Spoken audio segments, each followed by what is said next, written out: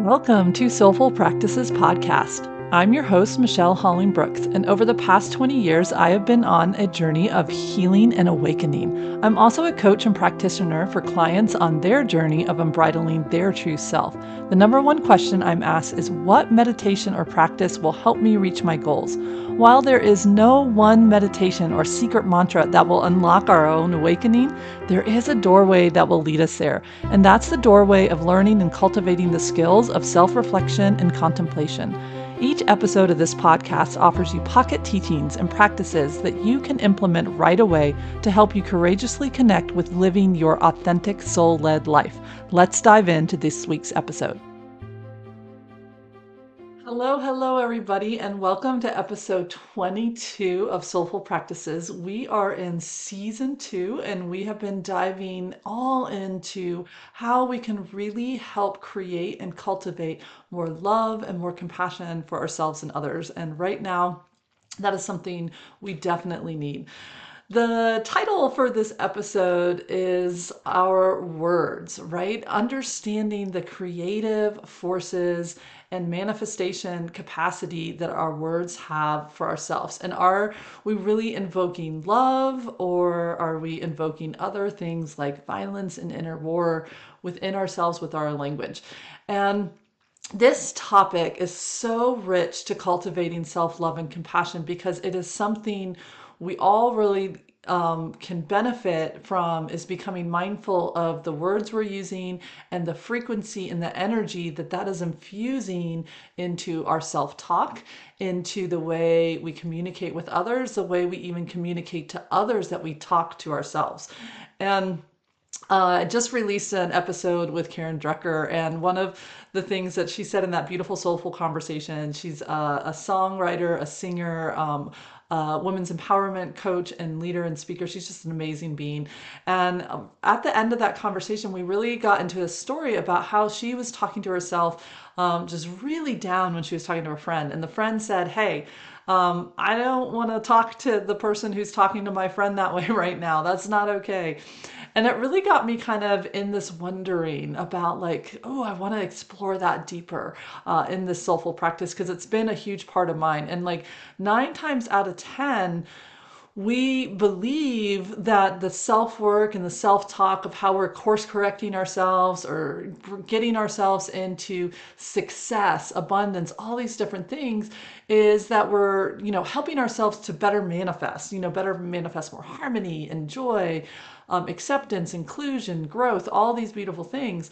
But if we slow down, you might be surprised to realize that your words are actually creating the exact opposite.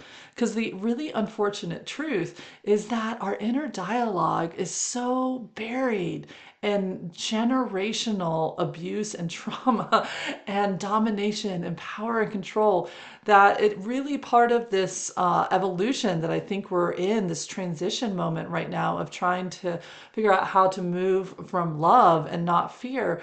One of the ways that we've got everyone is being asked to work with that is through becoming very mindful of our words, our phrases, and willing to let them go, willing to let them change, and willing to embrace a new way of working with that. And so I really wanted to pause so this inspiration for this episode came from that moment. And then once I had that idea of, oh, this is what I want to focus on in the next episode, the universe did what the universe did. It brought me lots of examples of putting this together, of where this comes in and how subtle these inner, what's the word I want to say here? Hold please. These inner dialogues that we have with ourselves and even externally with other people in relation to ourselves or in relation to them is really loaded with subtle shame, violence, ways in which we wage war. And so that brings me to the teacher that I felt called to bring in. And again, the universe brought this quote into me in the last week or so. And it's coming back to one of the teachers I've already introduced you to, Tara Brach, who is a beautiful teacher in spiritual wisdom, specifically in the Buddhist tradition. But again, you can bring her work into all different, just general, like connecting with our heart, right? And she says, we free ourselves from the prison of trance. And to her, trance means our mind is just running its habitual programs, its habitual habits and ways of being, protective mechanisms, inherited protect, all the things that make us go to sleep. That's what she means by trance. As we stop the war against ourselves, we learn to relate to life as a wise, compassionate heart.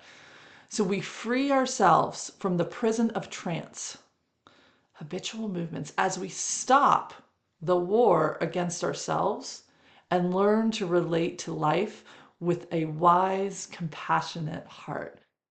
Oh, I love this quote so much because it invites us into what I call an exit ramp. It invites us into saying, hey, if we can stop this idea of the war, it's either this part of me or this part of me. One of the other parts of me are going to come out of this alive, and the other parts of me are going to die and be dominated, surrender, whatever the heck that word is.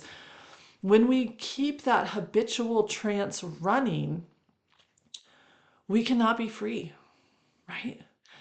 And if we can't be free, we can't choose happiness. We can't cultivate happiness. Per the other quote from another beautiful teacher, Thich Nhat Hanh, right? And so the way that we free ourselves from that prison of that endless double bind loop is if we can stop the war that we wage against ourselves. How do we wage war against ourselves? With our words, right? And learn to relate with life with a wise, compassionate heart. Okay, this sounds gorgeous. What does this look like in motion? And what are some of the subtle ways that we are waging war against ourselves that we don't even really recognize? Well, the universe brought me in a beautiful way, and I'm going to hopefully be able to edit this so that you can see it. If not, here's what it was. My daughter and I were sitting down next to each other, and she was like, huh. And she's looking at her phone. And I was like, what do you mean, huh? And she's like, well, this quote thing is going around, and one of my friends sent it to me, and she was like, this, and like exclamation point. And she's like, I just read it and it just seems off to me.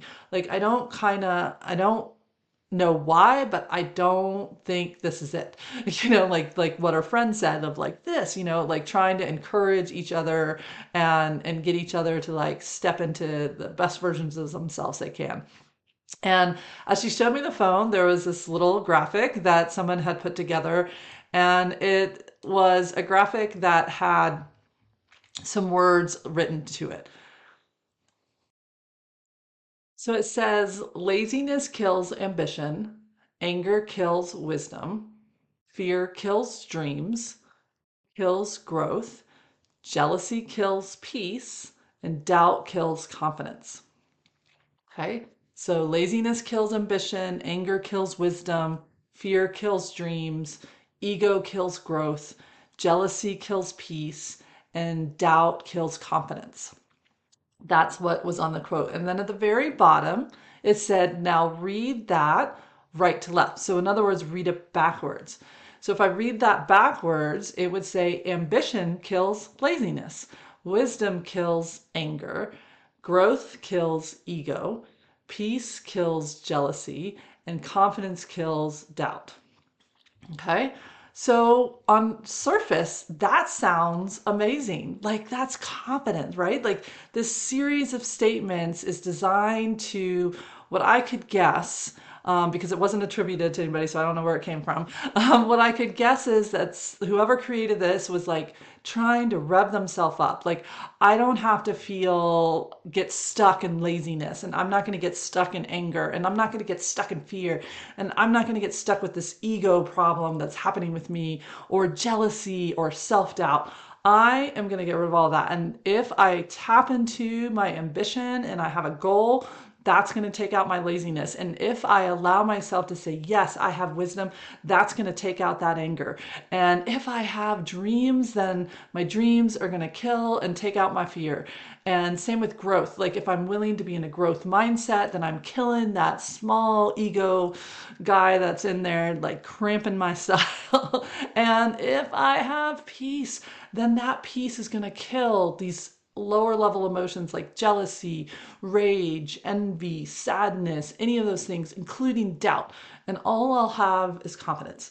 And so then I will be ambitious, I will be wise, I will have dreams, I will be willing to grow towards that dreams. I'll have this sense of inner peace and I'll be confident. Ta-da, problem solved, right? And when you reread this statement, you know, it might sound inspiring at first, but what is it really doing? And this is what I love that my daughter went, huh? And she was like, I can't put my finger on it, but something's on there. And she's like, what are your thoughts, Mom? And I was like, oh, I got some thoughts. And not only do I got some thoughts, I now have a podcast episode about this. I was like, thank you, universe, for helping bring that in, right? And if you feel into the linking verb, the word kills, what is the power associated with that word? What are the implications, like the different patterns and programs? And I think in archetypal world, because I'm an archetypal consultant, and so I work with people in archetypal patterns, and that word kill is a pattern. It comes with a lot of different information in it. That one being over another being is more superior, is right, is wrong, is indifferent, something like that, right? The energy is one of dog eat dog, so to speak, survive or die, you know what I mean? And it's either this or that, or what's called dualistic thinking, right? Like only one can be standing at the end. And so, even in that sentence, let's just take even one. Confidence kills doubt. In my confidence, what happens though if I have a doubt? Well, that doubt's going to kill my confidence. There's no room. It's one or the other. Laziness or ambition. Well, what if I have a moment where my body says, Michelle, you need to rest? Well, nope. Ambition gone. There's no wiggle. There's no breath. There's no grace in this scenario, right? And so the frequency that is really being created in here, reinforced, called for it is more of the trance, more of the war that we are waging within ourselves. And if we want to get out of that prison of that trance, we have to stop waging war, which means our words with ourselves have to stop invoking it, right? Have to stop invoking. If we want more ambition, wisdom, dreams, growth, peace, confidence, anything that you can put on that side of the column, if we want more of that and we're seeking it through those linking words and within ourselves that we think it or say it of things like kill, that's more dualism, control, inner conflict, inner war, where one cannot exist if the other one is there. And so I invited Savannah. I said, okay, you asked, so you be ready. And she did a little eye roll because she knows that I was about ready to like slip into like teacher role.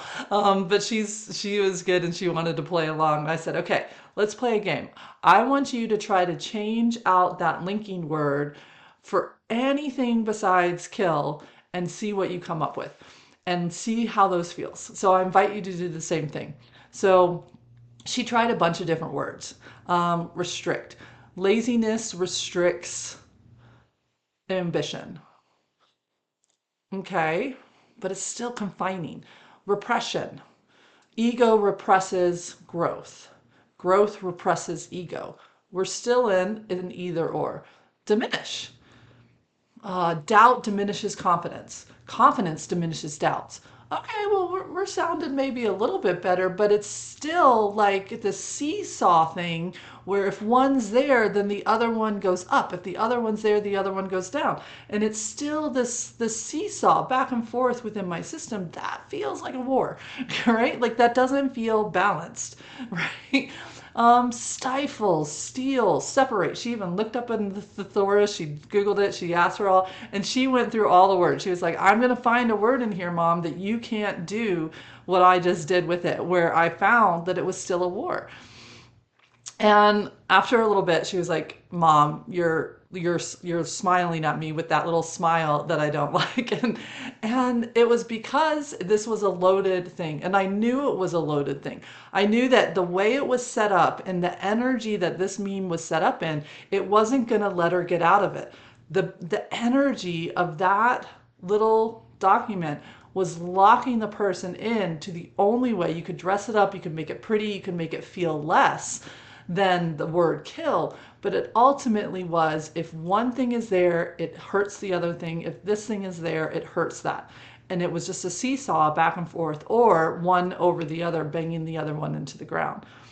And that's what's stuck inside of us, right? This belief system, this program that's not on that sheet of paper, but it was the energy, the pattern in which it was created that keeps us stuck in that trance, keeps us stuck running these dualistic programs, if this then that double binds, which doesn't get us out. We can dress them up, we can make them look pretty, we can do all these amazing things with it, but at the end of the day, we're still stuck in a war. We're still stuck waging a war within ourselves. So I said, we've got to break out of the paradigm that this thing was connected in. And I said, the only way to break out of it is we've got to give it a new program to run. Like, we've got to help it realize there's something more than just the dualistic thing that is in there. And so what would happen if we take out a word that says it's either this or that, which is what all those words in there do, and we put in what I call the word and. And this is what I call the magic of yes ands. And when clients start to work with me, they're like, Michelle, you keep saying this thing, yes and this. They would say one statement and I would say, yes, I see that. Yes, I hear that. Yes, that makes total sense. And I would link it to something else and come in with that. And they would be like, why do you keep doing that? Why do you keep bridging me to something else? And I was like, well, I'm just helping your system realize this is a truth for it. And there's also another truth in there. And there's something else. And there's something else. And this teaching of the yes and is a huge liberation. It stops the war. It brings us into a heart that it can work with compassion, with love, with more than one thing. It takes us out of the prison and the trance of polarity and double binds of me versus you, this or that, and brings us into what is called the law of three, which is I can have this, I can have the separation version of that, and I can have something that actually bridges that and is able to hold all of it in there in a way that brings balance and not this seesaw, feast or famine. Which one am I feeding in myself? Well, if I do that, if I follow that old tradition of a story that's out there that says which one of the parts of you are you going to feed, the angry one or the compassionate one, when we do that, we set ourselves up immediately for a war. And it's not, and then ultimately, whatever part of us is starving, whatever part of us is pushed into a corner and in that survival mode is gonna come out a little sideways, a little angry, a little desperate, a little bit survival, because it is fighting for its life, because it's told it's wrong. So when we can allow ourselves to work with a yes and, we begin to be able to see that more than one thing can be true within us at the same time. It's true that a part of me can feel like it wants to rest and it just wants to have a chill day. And it just needs to unplug maybe from the grind and the pressure and have a moment to just recharge and step back in there. And that's okay. And also, I can still have this huge momentum for ambition to create and to move forward and to do something. I can have both. And if I allow myself to rest and to be in that quote laziness of not just being productive 24/7, that's okay. And it's not a threat to my ambition. And my ambition is also not a threat to the parts of me that say, hey, Michelle, it's time to rest. Hey, Michelle, you need to unplug a little bit. You've been just kind of working. You're falling back into that. You're a little out of balance. Let's bring that back in a healthy way. Now, all of a sudden, I'm not at war with a part of myself that's bringing a need forward or a thought or an inspiration. I can allow myself to witness, to see, to work with a beautiful, compassionate heart to the different energies and inspirations that are coming forward in a much more balanced way. And when we can see those different points of view, we no longer have to label them right or wrong. I don't have a protective mechanism within me that says, wow, Michelle, you can work all day long, and you will work yourself out of balance because that's what I used to do, right? And hey, let's just like throw in a very self-sabotagey way some laziness, but really that laziness, quote unquote, is a protective mechanism trying to get me to realize I'm out of balance and slow me down long enough to pause. It's not to take away the momentum that I'm doing, it's to let my system balance, recharge, and realize there's more than just work in my life, right? There's joy, there's happiness, and all those other places have merit too. But that balance can only get shoved in there through weird ways because I'm out of balance and I'm running against one part of my system over another. And I'm not able to hold the willingness of both. I hope that makes sense. If not, write in the comments and we'll try to clear that up.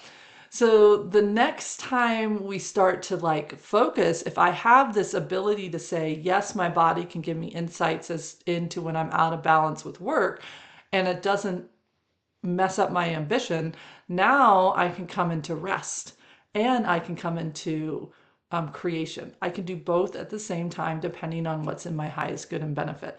So I end up in a win-win. Otherwise, I end up in my system saying, we need to rest. Let's just unplug her from any drive and like she'll just stop. She'll just be like, I can't take it anymore. I don't have a light within me to do anything. And that's how we'll get her to rest. And so it is that they have to unplug me from my ambition within my protective mechanisms and plug me over into another paradigm because I'm blowing past it. I'm not allowing myself to have both.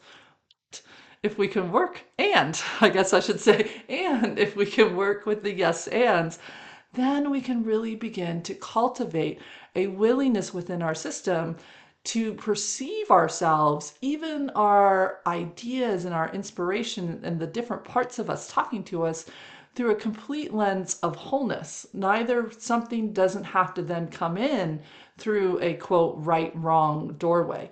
And it unconsciously starts to signal to our body that we no longer want to be at war. We don't want to keep just judging ourselves, our thoughts, our actions, furrow brow, hands on hips. How are you doing? We don't have to keep punishing ourselves, oppressing ourselves, restricting, diminishing, all those words in a way that really takes out our innate inability to step into action in a balanced way for the highest good and benefit of all, including all the different parts of my system. So I invited Savannah to step into a little bit of like a practice with it. I was like, what if we drop it out and what if we bring it back in? And what if we say laziness and ambition? And I just stayed with the words in the thing because it was the easiest thing to do. So anger and wisdom, fears and dreams, ego and growth, jealousy and peace, doubt and confidence. Just that change, without even diving any further in, what did that begin to dialogue, call up within herself? What did that start to bring? So I invite you to do that same thing now. Like just feel into the difference of these sentences. Either laziness kills ambition, laziness and ambition. Anger kills wisdom, anger and wisdom. Fear kills dreams, fear and dreams. We'll switch out the word. Ego diminishes growth, ego, and growth. Jealousy restricts peace, jealousy and peace. Doubt diminishes confidence, doubt and confidence. Feel into that. What is beginning to stir with that and statement in there? I can create balance and I can create with balance, right? I can move into moments of rest and I can also have moments of movement, creation, ambition. I don't have to view my moments of rest as laziness. So now we're even freeing ourselves up even more from the word laziness and the whole pattern that comes with that. We're reclaiming that word and saying, what if we could take out that idea that resting or allowing myself to have quote unquote a balanced work life is I'm either the lazy bum or I'm the successful, ambitious person. And there's only those two things. What if now I can release that fear of I'm going to be that, or I am that, or whatever critic is coming in there with that, and saying instead, I have that ability to have beautiful creative thoughts, ideas, wisdom, inspiration, and I can have moments of unplugging, of chilling, of resting, of recreation, restoration, all these things, all these words, right, can be in there without detriment to another part of me, without it robbing the momentum, the creativity, the flow away. Actually, it can increase it. And it can, both of them can support each other in beautiful, healthy ways. Let's go to the next one. I can let the emotions serve as messengers. I can have moments where anger flows through me, and I can witness that anger and invite myself to turn towards the wisdom that is within that anger of who it is the messenger for. And if I can do that, then I give myself permission to see an emotion flowing through me as an opportunity to really allow myself to turn towards the source of that emotion. The part of me that is experiencing a flash of anger and embrace it, tend to it. Let's get to share. What is it hurt about? What is it confused about? What is it feeling disappointed about?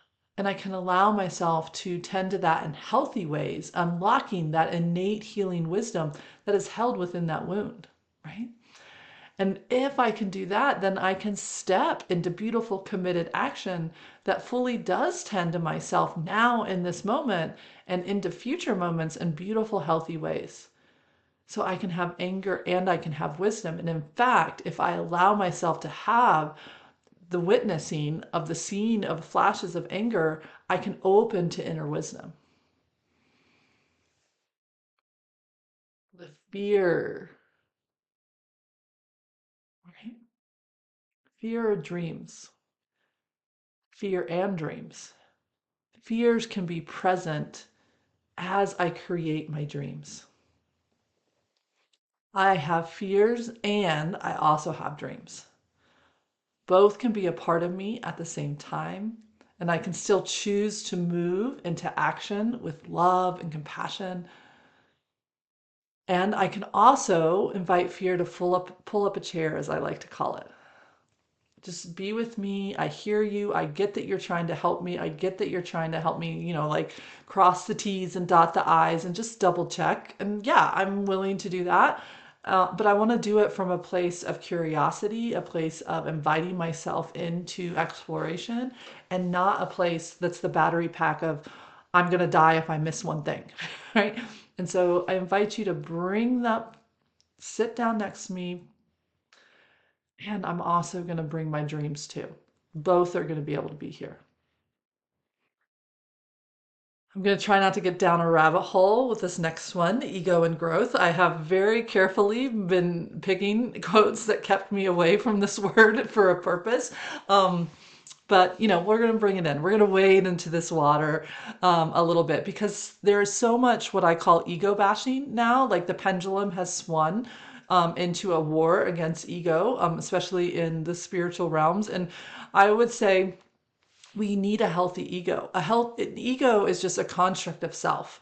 As somebody who has run without that construct in her life, it created an immense amount of turmoil, trauma, and abuse of both myself and abuse of others, right? And so I don't say that we're trying to transcend the ego. Instead, we want to befriend it. We want our mind to realize that it's a part of us. Mind, body, soul, mind, body, heart, whichever it is. It's like, no, we want the three pieces to come together. It's not about trying to chuck one off the bus and just go mind, heart, or mind, body, like whatever it is. No, like we want to bring all three of the pieces together. And so I can honor my mind and my heart. I can honor my mind, my heart, and my body, right? My ego is a beautiful part of me.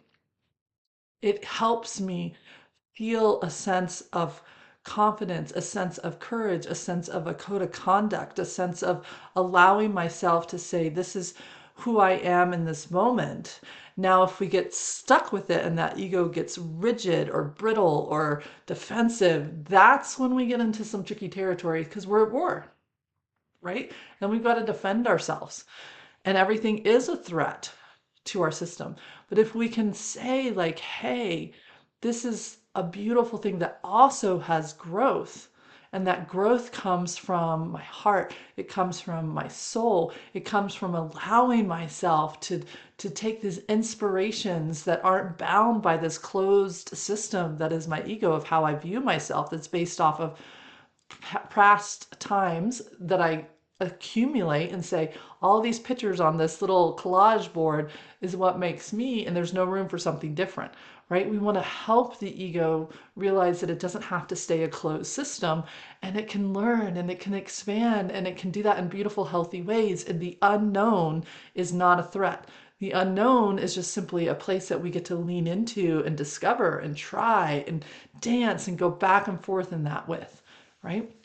And then we can really truly have that ability to allow the ego to grow with us.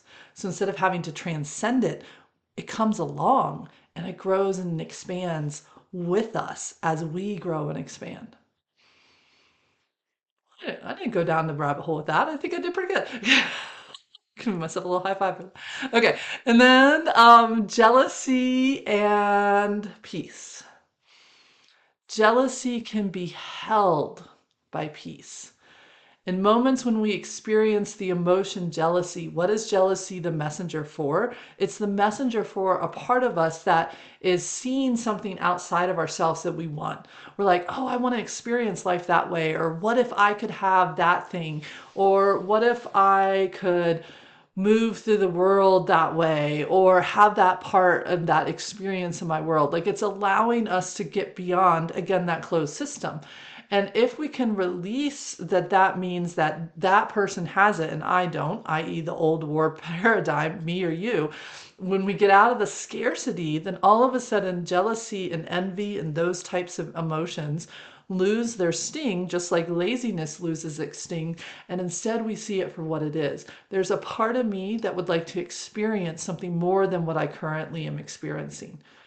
And if I can allow myself to say, I can have those dreams and they can be there, I can also be content with what I have in a healthy, beautiful way. And now they're not at war with each other. If I don't have that, I can't survive, right? If I don't have that, I can't have my happiness. If I don't have that, I can't do this. If we can break up that double bind and we can say, wow, I can have that ambition and I can also have a sense of inner peace and loving what I currently have in a real, genuine way.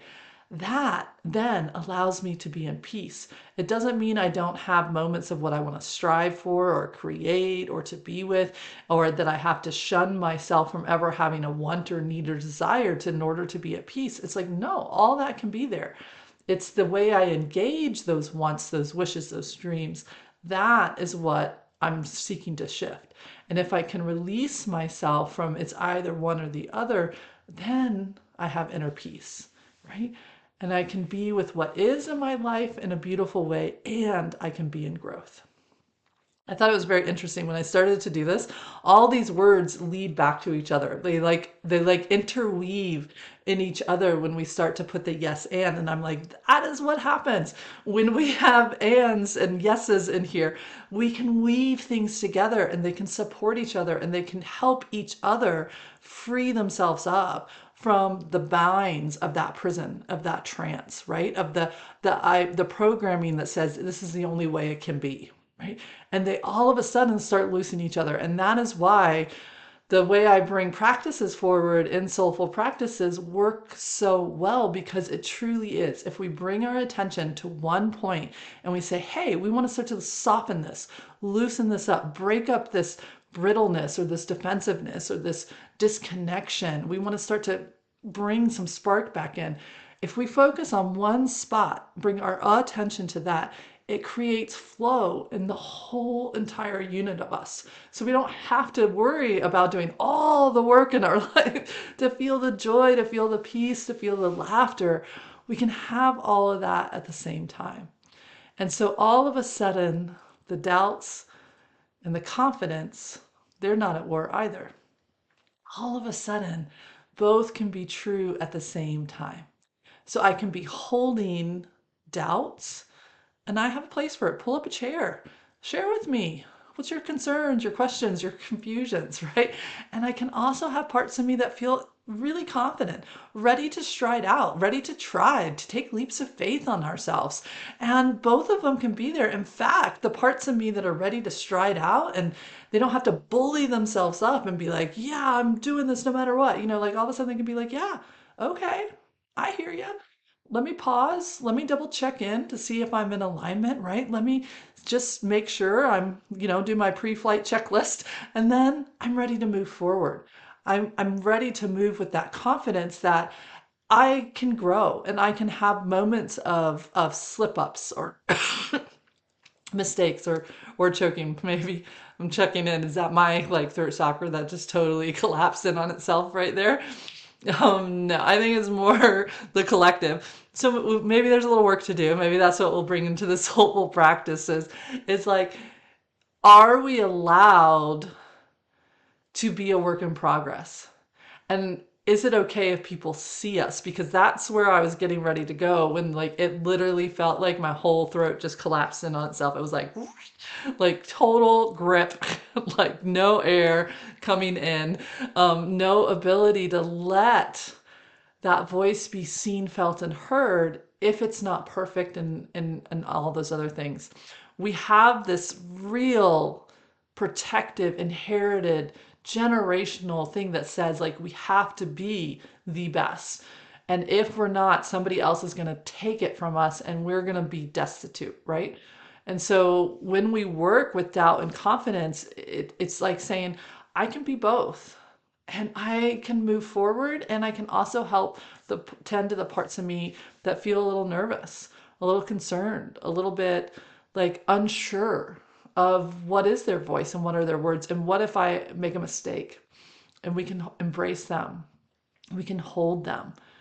We can allow ourselves to really bring forward the thoughts and the sayings and the words and the ways in which we're working with ourselves can be in a completely different point of view, from a completely different quote unquote battery packet of how we work with ourselves.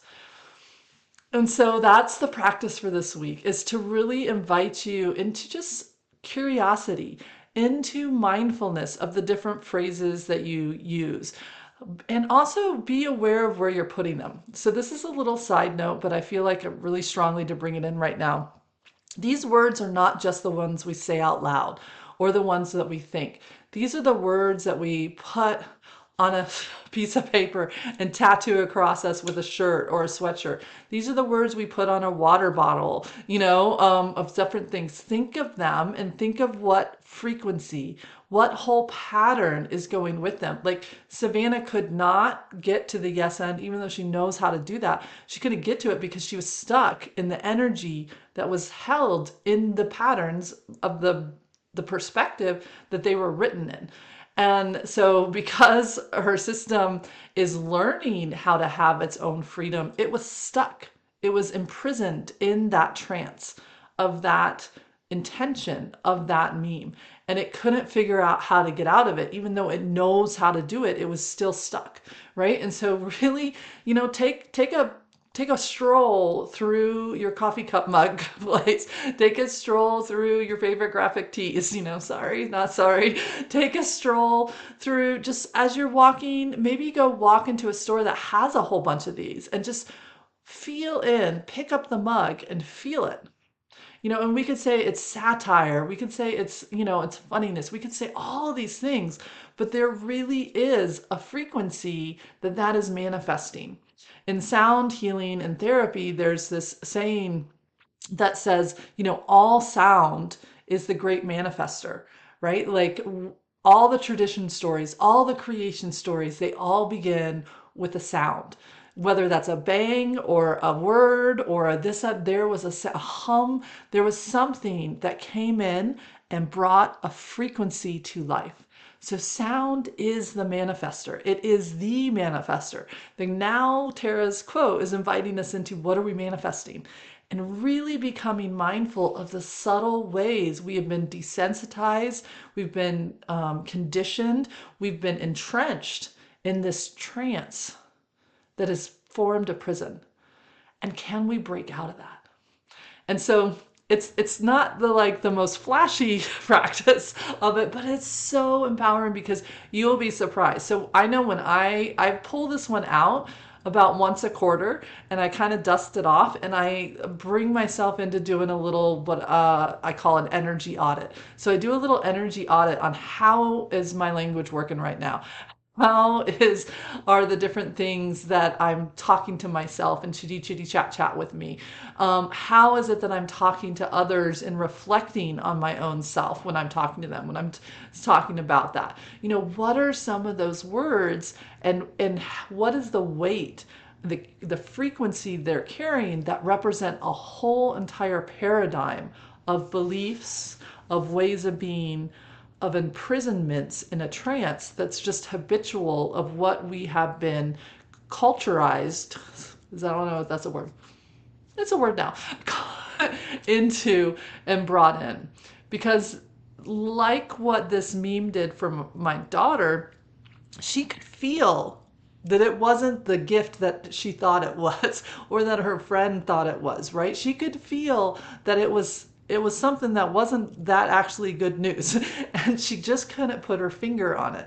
And that's what I want to encourage you to kind of find is like feel into the places that are feeling a little warish, that feel like they're kind of trapping you in. And even though they might be dressed up and looking like they're trying to bring you joy, bring you laughter, bring you harmony, bring you empowerment, that feels like, if you first just glance at it, it feels like it's empowerment, but it's really not, right? And when we can allow ourselves to have this little audit as a part of us, it lets us know, kind of like it pulls back the curtain behind the scenes and it says, hey, let's just really look at some beliefs that are up and running. Again, the energy we want to bring to this is one of the wise, compassionate heart. Right? That's how we stop the war. We don't stop the war with more judgments, more shoulds. I shouldn't be thinking this way. I shouldn't be saying that. Oh, that person uses that word and therefore ... No. Because we're all asleep. We're all in this trance. And I love that word trance that Tara uses as she teaches, as she invites people into this process of freeing ourselves up and liberating ourselves from these different habits that we don't even know are there. And so we want to bring so much love, so much compassion to ourselves as we begin to bring this. So if you feel like you're going to get a little judgy with it, take a moment and bring some love and compassion to yourself, and then bring a little bit of play. A little bit of self-laughter, I think, goes a long way of like, whoa, I can see why this part of me is really snarky that way. Or I could see why a part of me is maybe getting a little like, stubborn over here this way. And invite it to say, hey, can you show me a little more? Tell me a little bit more about that. What what's guiding that belief system? Where did that come from? What is that up to? And when you begin to notice that, you begin to be able to open to this magic of the yes ands. And then just like when I started putting those ands in there and I started letting the words speak to me, they all healed each other. That whole entire list that was a prison all of a sudden became freedom. It became avenues to allow different parts of me to feel safe, to stretch, to grow, to feel a sense of like, oh, I can hold myself in a completely different way, right? Because when we begin to tend to this, we allow ourselves to have balance, to have wholeness. And these lost parts of us that have been either waging war or being the brunt of the war, all of a sudden they can put down their weapons. They can put down their shields. They get a little confused because they don't know what to do because they've been just marching along in this trance for so long, and we're just going to sit with them. They will show us, they will tell us what they need. And when we can bring that in, then we bring in the states of beings that is a sense of home, home within ourselves, a sense of safety within ourselves, a sense of love, a sense of compassion. And we really allow ourselves to begin to feel that we're coming towards our system with love, with peace, with freedom, instead of coming towards our system like an attack, punishment, judgment, executor, right? And we can open up to the inspiration that is then in there. And then it moves us automatically into more choice, more freedom, and everything, all the rising tides raise all ship. Everything really truly does do that. Okay, so take a moment and let's feel into this. This idea of being willing to take a little energy audit. Just take a few deep breaths in and out. We are seeking, like Tara said, to allow ourselves the gift of freedom, to free ourselves from the prison of trance, so that we can stop the war against ourselves and learn how to relate to our life with more wisdom, compassion, heart, and freedom. Being willing to find these exiled parts of us, these fighter, protector parts of us that have no idea that there is another way of being. Instead of condoning them when they come in and saying, or condemning them when they come in, either which way, and saying to them that they shouldn't have been fighting that war, we're going to say to them, oh, you've been fighting war. It's okay. We can put down of course, I totally get it, why you were there, but we can put these down and we can start to pick up some new ways of being which your heart already knows how to do, right? And so just feel into your body. How is it feeling with this conversation that we want to, quote, come in peace? We want to stop the war against ourselves. What parts feel open to that? What parts maybe feel a little untrusting, a little unsure? What parts are like, heck, freaking no. That's like danger, danger, Ghost Rider. Just notice in and around your body. This is one where I really like to invite people into the space around them. Like, how does your body feel that it relates to the space that's in front of you? Does it feel like it's open to it? Does it feel like it has to brace, like there's a shield in front of it? Does it feel like it's got to peek out behind the curtain or something? Like, get in touch, if you can, to the space that's in front of you. And then how does it feel with the left side or the right side? And they can feel very different. because your aura is different in each one's. Does it feel exposed? Does it feel like it's there? Some people are really shocked. They're like, I don't even feel like there is this side of me, let alone air out in that space. Like, I don't even feel that I'm connected as I reach into that area. Again, don't try to write a story about it. Just get curious. Let your body tell you. When you're ready, feel into the space behind you. This is a tricky, tricky spot back there because it's so vulnerable. It's quote our blind spot, right? And we become very hyper vigilant back there, or we become very numb. And so some people can't even feel their back body when I'm working on them if they're physically in my space. And then when I ask them to do this, if they're not physically in my space, I'm like push against whatever surface is and like kind of rub it and then pull it forward and see if you can still feel your skin. And then they're like, yeah, no. And so we just have to do it. We have to like lean into the surface that's holding you, feel it, and then come forward and see if you can still feel that space. Does it feel trustworthy? Does it feel hypervigilant? Does it feel numb? Does it feel all over the place? And you could have it feel different in different quadrants. So your head, the space behind your head might feel very different from the space behind your shoulders than the space behind your calves. You can really have fun with this week. Excuse me. And then you can even try this out in different spaces. So, like in a space that I feel really safe in, that I just feel nourished in. Oh my God, it's my favorite little nook to be in, or my favorite walk and trail to be a part of, or wherever that is. Like, oh, I love this spot with my friends. I have such good vibes here. Like, do this little scan of checking into your body first and then the space around you. And you can do the 6 planes, the front, the back, the sides, and then above you and below you. But if those two feel a little odd to go to that vertical axis, then just stay with the space in front, behind, left, and right. And then see if you can invite yourself into doing the same kind of thing, a little bit looser, a little bit not maybe as in depth when you're walking next to somebody. Does all of a sudden, if somebody is next to me, does my field feel like it collapses? Does it feel like it has to push and hold itself? Does it feel like it blurs and it doesn't know where it is? Does it feel like it gets spiky, like a little porcupine, like just waiting to like throw a barb out there because it feels like it's going to get backed into a corner?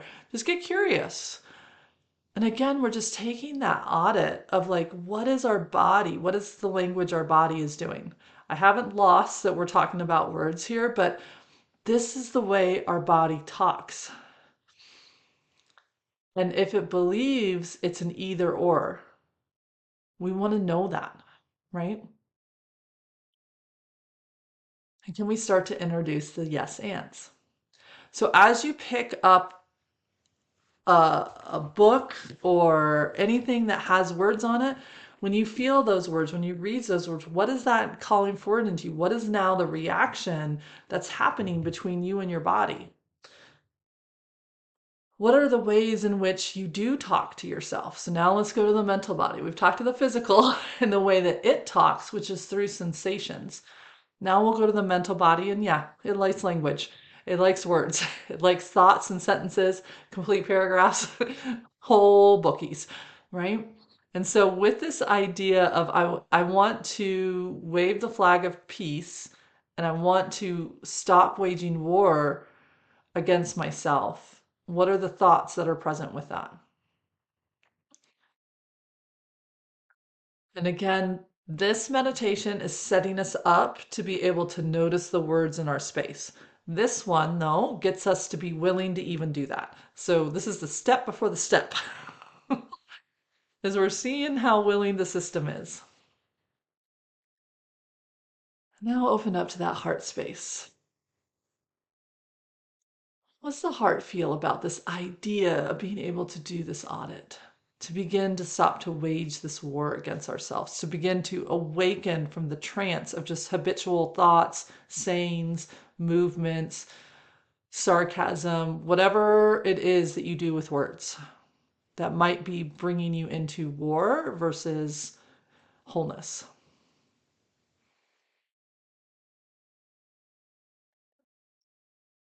And what does your soul want to share with you? It was funny as I was saying versus, it's like this odd thing where our brain does learn through dualism. It and so to try to take it out when we're doing reflections is slightly problematic for our system because it actually needs to look at this side and then it needs to walk around the table and look at it from this side and then it needs to walk over here and look at it from this side. Then it needs to walk over here and look at it from this side and then it can create a whole picture. But if we try to just jump straight to the whole picture, you got Swiss cheese holes. We need to bring and again work with our mind, not throw it off the bus, right? And so that's one thing that was coming through from my soul is like it's okay to look at things from different points of view because that's how we develop the ability to work and view multiple points of view, multiple dimensions of ourselves all at the same time, right? I had to look, what does my body feel like forward? I couldn't just ask a global 360 degree, in-depth thing. And you could even chunk it down to how do I feel when something's this close to my body, when it's this close, when it's this close, when it's this close. It's very interesting when I have somebody in front of me where I choose to put myself in relationship to them. Because where I let my body guide me as to how close I get to them is totally based off of both my system, but when I'm in a practitioner mode, more the other person's system, what they're comfortable with. Where do they want me oriented with them that their system feels safest with? Where it's the best chance for it not to wage war, right? Or to feel like war is being waged on it. And so we do need to give ourselves permission to look at it this, now this, and don't worry about the somatics that's still working in a dualistic point of view because it's not a closed dualistic point of view of this is better than that. And I'm judging one over the other and hierarchy one over the other. I'm honoring all of them and allowing myself just to sink in and to see it from different aspects and then have the choice and the freedom of how to put it all together. There's a little side note there, but I felt like that was really wanting to come in. So hopefully that was helped clear up maybe some questions that happens when we start to talk about non-dualistic thinking and bringing that in and being able to have that freedom within our heart and within our soul. So I hope you join with me this week as I set this intention to please help guide me this week to noticing the areas and the ways I'm subtly waging war against myself. I ask for Reiki energy to help guide my attention to the moments in which I am speaking to myself in a warlike way, even the subtlest ways. Help bring my attention to the moments that I am speaking about myself in a warlike way, a judgmental way, a dualistic way.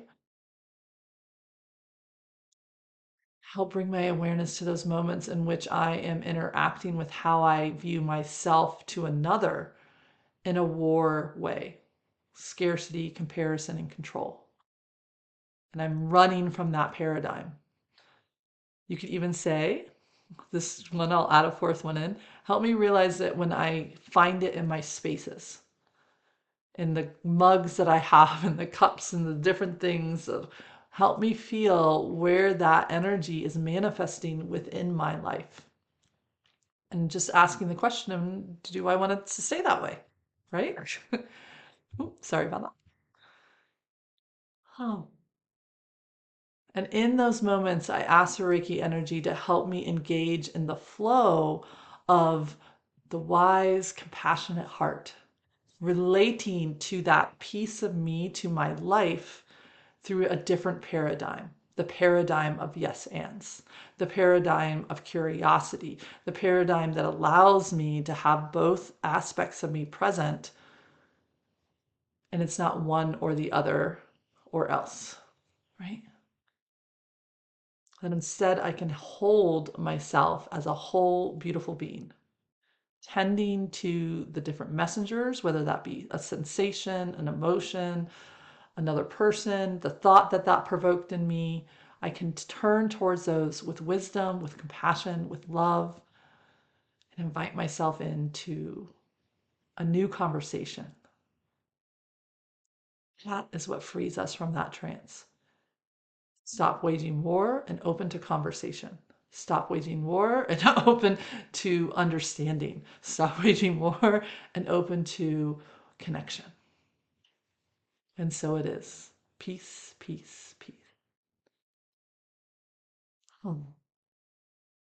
Okay, so I hope this inspiration of this episode is helpful for you, timely for you. I know that this is a really hectic time in the world right now, and this concept of waging war is unfortunately so present in our world, internally for us, externally within all countries in different shape, forms, or fashion. And each one of us can begin to start this shift if we can free ourselves from the trance. And as we free ourselves from this trance and we consciously say, I set the intention to stop waging war against myself, that automatically sets the intention to stop waging war against each other and invites us into learning, developing, and creating a whole new way of relating to life with the wisdom of that compassionate heart. And like Oshu says, which is the theme for this whole season, is to move from love, to release the habitual trance state of moving from fear and opening up to that state of being able to move from love. I hope this is helpful for you. I'd love to know how this goes. And I will see you in the next episode. Bye.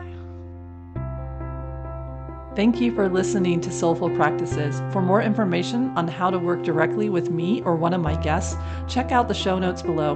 We'd love for you to also let us know what parts of this episode are speaking to you and how this practice is supporting you on your healing and spiritual journey. Please share this podcast with fellow seekers, travelers. Together, we can create a wave of soul-led beings in this world, offering you light, love, and joy on your journey. Michelle Holling-Brooks. Until next time.